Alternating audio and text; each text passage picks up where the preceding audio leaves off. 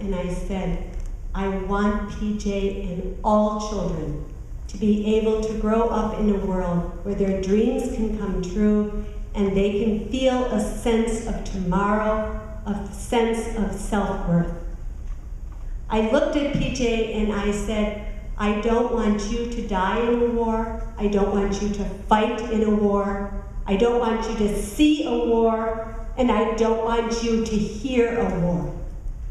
On that day in Minneapolis, I committed myself and I asked Jared to join me in working to stop war, starting with the children, as Gandhi said.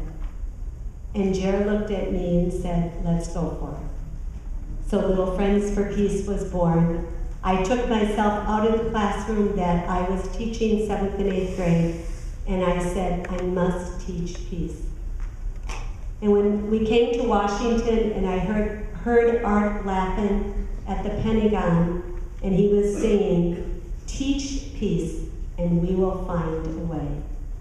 So here we are, 30 years, and unfortunately, we are still fighting wars.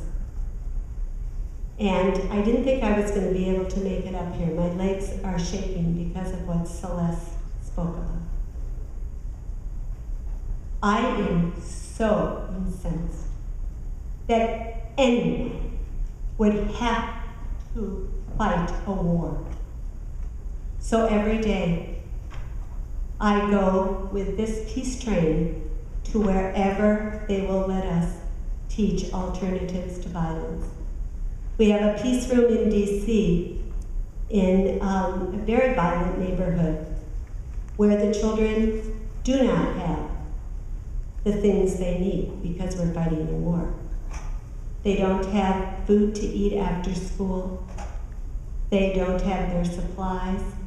Sursum Corda, many of you know of it. And they think they need to go to fight a war to get money and to be a somebody.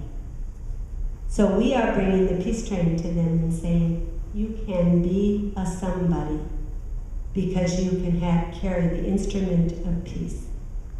So what we are trying to do is build Martin Luther King's beloved community, trying to end militarism, materialism, and racism, and all through love. As Gandhi said, violence will end where love begins.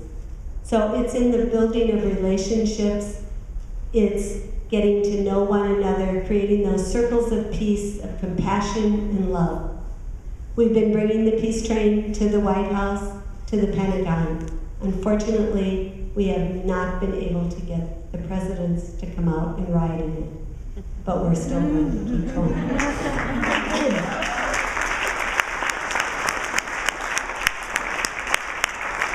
My dad, who was very supportive of our work and our children, and when Jerry jumped the fence and got arrested, he said, MJ, I love how you work with the kids, and I know you and Jerry are against the war, but he said, what are you for?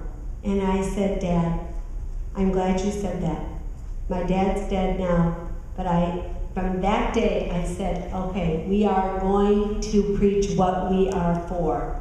And we are for love and compassion and caring and cooperation. And that's really why we built the peace train. Because if war is not the answer, then what is? If we